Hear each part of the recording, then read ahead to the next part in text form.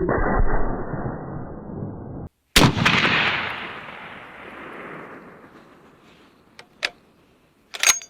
you were a British soldier in World War II and your sergeant handed you this weapon, you knew your day was about to get very painful. This is the boys' anti-tank rifle. Soldiers called it the Collarbone Breaker. They also called it things I cannot say on YouTube. And here is the wild part. British troops would literally volunteer for suicidal bayonet charges rather than be the guy assigned to carry this thing. Hi, I'm Amira, and today we are talking about the most painful weapon Britain ever issued to its infantry. Let's talk about it. All right, so it is 1936. Britain looks at Nazi Germany rearming and realizes, oh crap, tanks are going to be a problem, a big problem. The issue? British infantry had absolutely nothing that could stop an armored vehicle. You could throw grenades at a panzer, you could shoot it with your rifle and hope it got embarrassed and left. Neither worked. So the British War Office commissioned a solution, an anti-tank rifle that regular infantry could carry. Something portable but powerful enough to punch through armor. Enter Captain H.C. Boys, a brilliant weapons designer at the Royal Small Arms Factory. He spent years developing this rifle, perfecting the design, solving all the engineering problems, and then, tragically, he died, just 5 days before it was officially adopted by the British military in November 1937. So they named it after him, the Boys Anti-Tank Rifle. A posthumous honor that basically meant his name would forever be associated with that rifle that destroys your shoulder. I mean, imagine that as your legacy. Great gun design, shame about the permanent injuries. Now let's talk about what made this rifle so special. And by special, I mean absolutely brutal. The Boys fires a .55 caliber cartridge. Specifically, the .55 Boys round, custom made for this weapon. We are talking about a 950 grain bullet. For perspective, a standard rifle bullet is around 150 grains. This is more than 6 times that. This monster is traveling at 2,500 feet per second and generating over 13,000 foot-pounds of muzzle energy. To put that in perspective, a standard .308 rifle produces around 2,500 foot-pounds. This thing produces more than 5 times that. It is not a rifle, it is a portable artillery piece. This round could penetrate 20 to 50 millimeters of steel, depending on range and angle. Which sounds fantastic until you realize that by 1941, just 4 years later, German tanks were already sporting 50 to 80 millimeters of armor. So this rifle was basically obsolete before it even proved itself in combat. Classic British timing. Now, the rifle itself is where things get interesting. It is just over 5 feet long with a 36-inch barrel. It weighs 35 to 36 pounds unloaded. A standard Lee Enfield rifle weighs about 9 pounds. This thing weighs 4 times that. Soldiers literally compared carrying it to carrying a small child, except the child periodically tries to break your collarbone. It is bolt action with a 5-round detachable box magazine, so you get exactly 5 shots of shoulder destroying agony before reloading. Here is actually a clever design feature though. The buttstock unscrews. Inside, there's supposed to be a cleaning brush and oil storage. So soldiers could maintain their rifles in the field without carrying extra equipment. That is genuinely smart thinking. The rifle also has what they call a cocker mechanism on the side. If you pull the trigger and your round does not fire, which happened frequently with old ammunition, you do not have to open the entire bolt to recock it. You just pull this little lever and try again. Is this because British ammunition quality was questionable? I am not saying that. But the rifle needed this feature for a reason. The entire action is mounted on a spring system. When you fire, the whole assembly reciprocates backward about 1 inch. This was supposed to absorb recoil and make it more comfortable to shoot. Spoiler alert, it did not make it comfortable. And then we have the muzzle brake. They called it a cookie cutter design because of its circular cut pattern. From what I understand, it was completely useless at reducing recoil. Instead, it just kicked up massive clouds of dust, dirt, and debris. So you fire the rifle, your shoulder explodes in pain, and now you are blind from all the dust. Fantastic design, Britain. Really thought that one through. Fun fact, the sights on this rifle are mounted on the left side, not the center. So when you are aiming, you are already shooting off center to the right. Combine that with brutal recoil and 36 pounds of weight, and hitting anything smaller than a barn becomes genuinely difficult. Oh, and the rear sight, you get TWO settings, 300 yards or 500 yards. That is it. No adjustments in between. If your target is at 200 yards, guess and pray.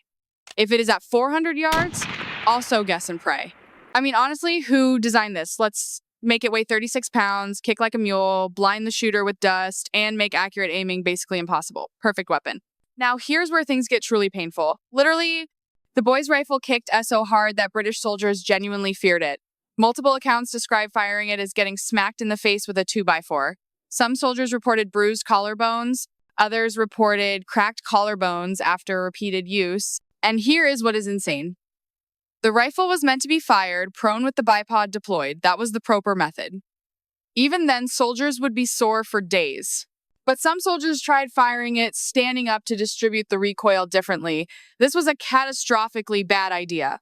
You are trying to control 36 pounds of rifle while it generates 13,000 foot-pounds of energy. That is not marksmanship. That is self-harm with extra steps. Fun fact, Canadian soldiers who used these rifles reported that after a day of training, entire squads would have matching bruises on their shoulders. They started calling them boys' badges, like a painful medal of dishonor. Now imagine you are a 19-year-old British soldier. It is 1941 North Africa. A German Panzer III is rolling toward your position through the desert. Your sergeant hands you the boy's rifle and says, "Go stop that tank." Your options. Option A, fire the rifle 5 times, maybe disable the tank, definitely destroy your shoulder. Option B, suddenly develop a mysterious leg injury and let someone else deal with it. I know which one I would choose, and it is not option A. So how effective was this thing in actual combat? Early in the war, 1939-1940, against lighter German and Italian tanks, it could actually do some damage. Soldiers in France and North Africa had limited success with it. But here is the kicker. Tank armor evolved rapidly. By 1942, just 2 years into the war, most German tanks had armor thick enough that the boys was essentially shooting spitballs at steel walls. And here's what nobody talks about. Accuracy was a nightmare. Remember those sights on the left side? In actual combat conditions, dust, stress, movement, hitting a tank at 300 plus yards with this thing was incredibly difficult. Fun fact, many soldiers reported that the boys' rifle ejects spent cases from the bottom, not the side, so your brass just dropped straight down into the dirt or sand. In North Africa, this meant your casings disappeared into the desert. Good luck keeping track of your ammunition count when you cannot even see your empties. Now, here is where it gets really interesting or sad, depending on your perspective. Britain realized the rifle design was actually pretty solid. The problem was the caliber. So starting in 1942, they began converting thousands of boys' rifles to 50 caliber BMG, the American round that was more powerful and more readily available. This is why finding an original .55 boys' rifle today is extremely rare. Most were converted. And finding original .55 boys' ammunition, you would have better odds finding a unicorn. By 1943, the boys' rifles still in .5 caliber were being used for literally everything except their intended purpose. Shooting through walls? Sure. Long-range harassment fire? Why not? Destroying equipment? Absolutely. Shooting tanks? LOL, no. It is like buying a sports car and only using it to haul groceries. Except the sports car also breaks your bones every time you drive it. Meanwhile, Germany had the exact same problem with their Panzerbuchse 39 anti-tank rifle. It also became obsolete at the same time. The difference, Germany pivoted to Panzerfausts and Panzerschrecks, disposable weapons that actually worked. Britain kept making boys' rifles for years and kept expecting soldiers to use them and kept wondering why morale was low. At the end of the day, the boys' anti-tank rifle represents everything wrong with British weapons procurement in early World War II.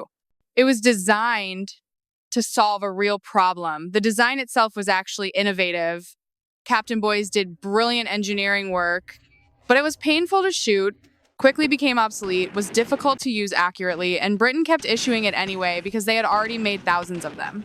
Here is my hot take. The boys' rifle was not a bad weapon. It was the right weapon, designed at the WRONG time. If it had been introduced in 1935 instead of 1937, and if World War II had started in 1937 instead of 1939, maybe it would have had its moment. But history does not care about maybes. What the boys did accomplish was teaching Britain an important lesson. Anti-tank rifles were a dead end. This painful lesson led directly to the development of the PIAT, which was ugly and weird, but at least did not try to murder your shoulder.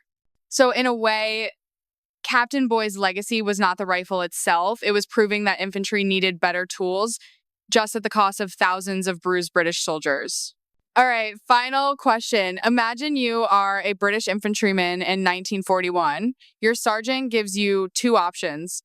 Option A, be the boys' rifle operator for your squad. Carry 36 pounds of rifle, fire it regularly, destroy your shoulder, probably miss anyway.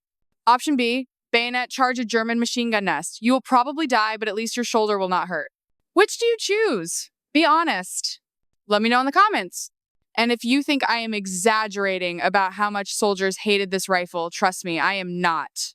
If you want to see more about weapons that soldiers absolutely despise, let me know what to cover next. Thanks for watching.